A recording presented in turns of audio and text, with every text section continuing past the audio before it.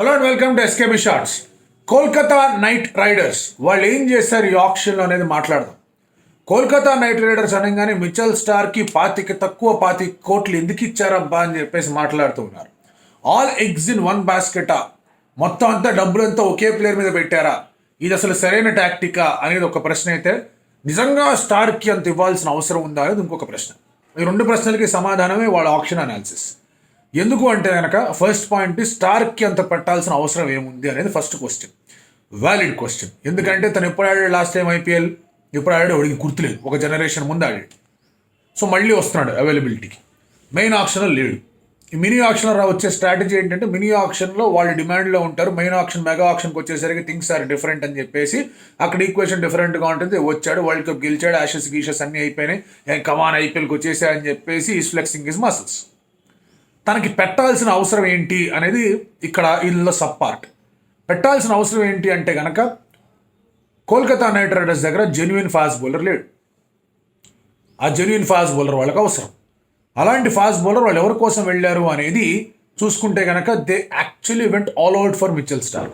దీనికి కారణం ఏంటి అంటే 20 crores దాకా if Sun Risers could go for Cummins, definitely Starc కూడా అంత ఉంది, స్టార్క్ మీద మనం అంత పెట్టచ్చు అని ఒక నమ్మకం రావడం. దానితో గుజరాత్ కూడా అంతే గట్టిగా ప్రయత్నాలు చేయడం. గుజరాత్ కోల్కతా కష్టపడే కదా, బిడ్ పెంచుకుంటా పోయారు. అండ్ అలాగే 24.75 crores మిచెల్ స్టార్క్ని కొనుగోలు చేశారు. స్టార్క్ రావడంతో అడ్వాంటేజ్ ఏంటంటే, ఒకటి వర్క్ ఎథిక్ చాలా స్ట్రాంగ్గా ఉంటుంది తనది, అండ్ దాని బౌలింగ్ కూడా అద్భుతంగా బౌలింగ్ వేయగలడు.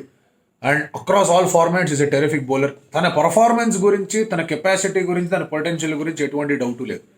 డౌట్ అలా కూడా తనకు పలికిన ధర గురించే. బట్ వాళ్ళ సీఈఓ వెంకీ మైసూర్ నేను చెప్పే మాటలు తను కూడా అక్కడ ఇంకా క్లియర్గా చెప్పాడు. మేము ఎలాగో 100 కోట్లు ఖర్చు పెట్టడానికి వచ్చాం, సో స్టార్కి 25 కోట్లు ఇచ్చామని మేము చూడట్లా. మా టీం మొత్తం, మా దగ్గర ఉన్న 23 మంది ప్లేయర్లకి మేము 100 కోట్లు ఖర్చు పెట్టాం.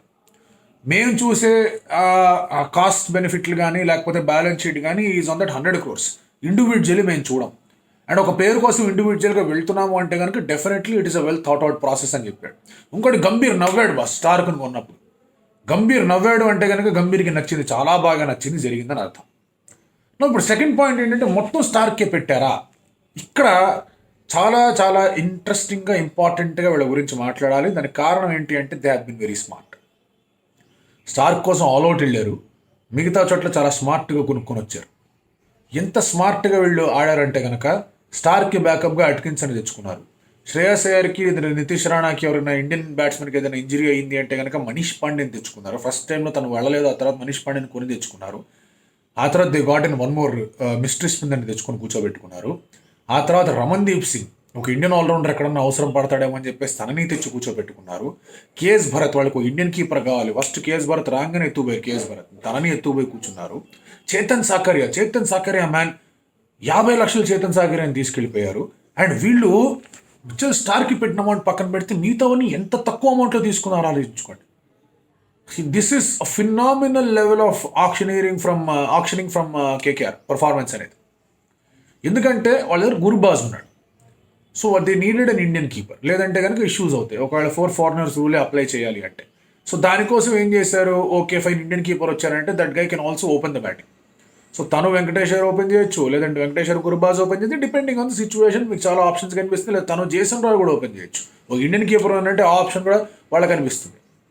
తర్వాత మీకు 1 down నుంచి వాళ్ళ దగ్గర ఇండియన్ కోర్ చాలా స్ట్రాంగ్గా ఉంది. నితీష్ రాణా కానివ్వచ్చు, శ్రేయస్ అయ్యర్ కానివ్వచ్చు, రింకు సింగ్ కానివ్వచ్చు, at 3, 4, 5 they are doing very very strong.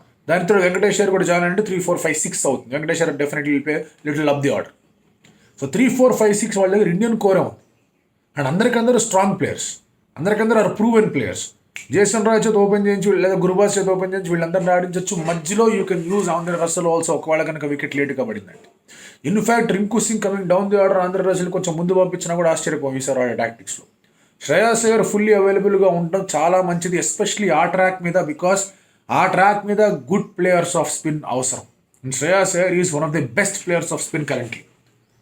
And Kolkata night riders Eden గార్డెన్స్కి తగ్గట్టుగా ప్లేయర్ని సెలెక్ట్ చేశారు. దానికి తోడు రసల్కి ఏమైనా అయింది అంటే ఏంటి పరిస్థితిని షరీఫ్ రదర్ఫోర్డ్ని తెచ్చుకొని కూర్చోబెట్టుకున్నారు. Every damn match winner has a backup. ఇది మామూలు విషయం కాదు అసలు.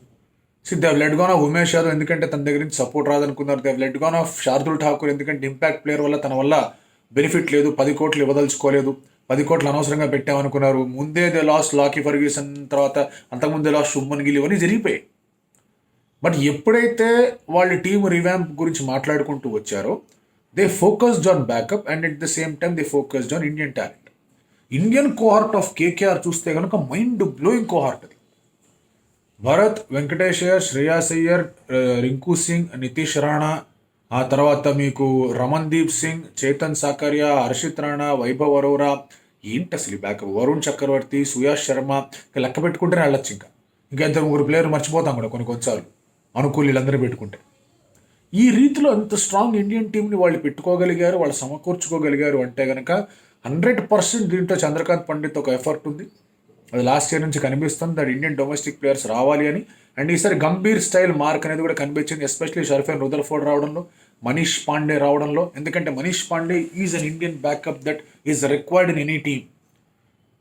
Punjab Kings somehow miss this trick అనిపించింది నాకు. మనీష్ పాండే అట్లా దొంగిలించుకొని వెళ్ళిపోతుంటే తీసుకోవాలి. ఎందుకంటే పంజాబ్ కింగ్స్ వీడియోలో కూడా చెప్పా, శిఖర్ ధవన్కి బ్యాకప్ లేదు అక్కడ. మనీష్ పాండే శిఖర్ ధవన్ ఈక్వల్ అని చెప్పట్లా. ఒక ఇండియన్ ప్లేయర్కి ఒక ఇంటర్నేషనల్ ఉన్న అనుభవం ఉండి కాస్త ఐపీఎల్లో కొంచెం గట్టిగా ట్రాఫీలు గెలిచి ఫైనల్స్ దాకా వెళ్ళి ఆడగలిగిన ప్లేయర్ ఉండడం చాలా ఇంపార్టెంట్. సో దానివల్ల మనీష్ పాండేని కొనడం కూడా మామూలు విషయంగా. Chetan Sakariya is a definite steal KKR దగ్గర నుంచి. ఎందుకంటే నా look at their fast bowling lineup. Chetan Sakariya ఉన్నాడు, సరే మిచెల్ స్టార్క్ ఎదురుగా ఉన్నాడు. బౌలింగ్ లైనప్ ఓవరాల్గా మాడదాం. మిచెల్ స్టార్క్ ఉన్నాడు, 3 స్పిన్నర్లు ఉన్నారు, నరేన్, వరుణ్, సుయాష్. ఆ తర్వాత మీకు ఆంధ్ర రసల్ బౌలింగ్ వేయొచ్చు. దెన్ యూ హ్యావ్ చేతన్ సాకర్యా మీకు బౌలింగ్ వేయడానికి 6 బౌలింగ్ ఆప్షన్లు ఇక్కడే కనిపిస్తున్నాయి మీకు. 6 బ్లడీ బౌలింగ్ ఆప్షన్స్ కనిపిస్తున్నాయి.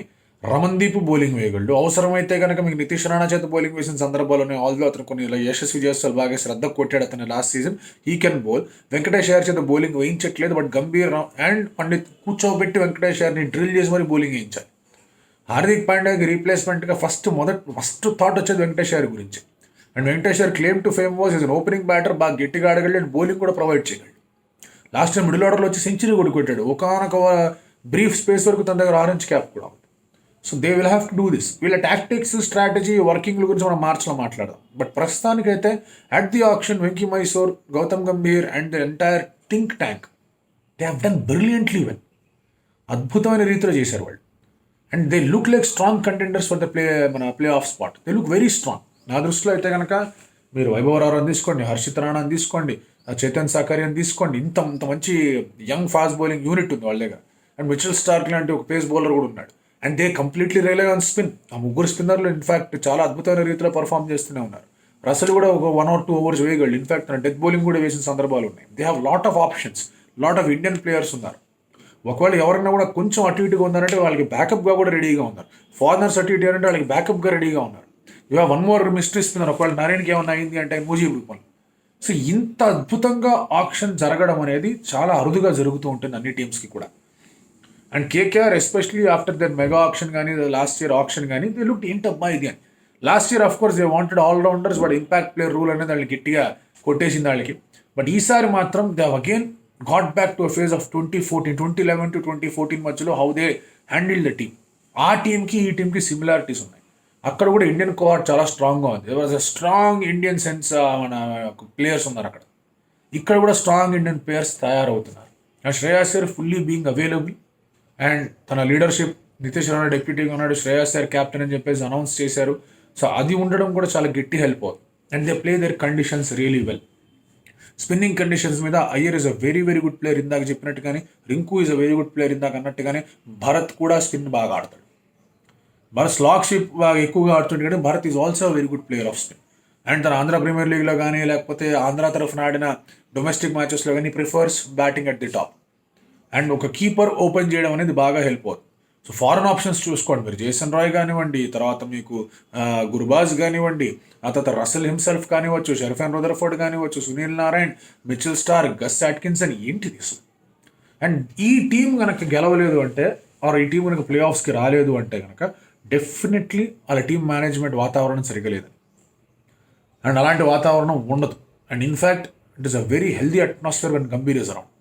గంభీర్ బయట చూపించే ఇది ఏంటంటే కనుక చాలా ఇదిగా ఉంటాడు, కొంచెం రూడ్గా ఉంటాడు, కానీ విత్ ఇన్ ద టీమ్ ప్లేయర్స్ని చాలా గట్టిగా కాపాడుతాడు ఎవరైనా సరే. సో అలాంటి ఒక మంచి అట్మాస్ఫియర్ తీసుకొని రావడం, Iyer can handle things well అనే నమ్మకం కాస్త ఉంది. And he's done well. ఎప్పుడెప్పుడైతే తనకి ఉన్నాడు, లీడర్షిప్ పొజిషన్స్లో ఉన్నాడు, హీ హాస్ డన్ వెల్. ఆ ఒక బిలీఫ్ కూడా ఉంటుంది వాళ్ళకి. Starc coming in and bowling, swing తిప్పగలిగి బౌలింగ్ వేయగలిగితే కనుక spinners will do the rest అనేది వాళ్ళ tactic, and which is exactly what they gone in the option. So నా దృష్టిలో అయితే కనుక ఐ ఆల్వేస్ టోల్డ్, ఆప్షన్లోనే మీకు సగం టీం అనేది అయిపోతుంది. ఎక్కడన్నా కొన్ని లోటుపాట్లు ఉన్నాయంటే కనుక ఇండియన్ ప్లేయర్స్ లేకుండా ఉండడం, లేదా బ్యాకప్ సరిగా లేకుండా ఉండడంతోనే ఆ టీం మైట్ నాట్ పర్ఫామ్ ఒకవేళ అటు ఇటు అయితే. బట్ 24.75 crores అనేది గట్టిగా కనిపిస్తుంది ఆప్షన్లో. కానీ overall setup of Kolkata night Riders has been mind blowing. ఆ 24.75 మైండ్లో ఉంటే ఏం చేశారా వీళ్ళు అనిపిస్తుంది, బట్ ఓవరాల్ పిక్చర్ చేస్తే ఏం చేశారా వీళ్ళు అనిపిస్తుంది. That is Kolkata night riders.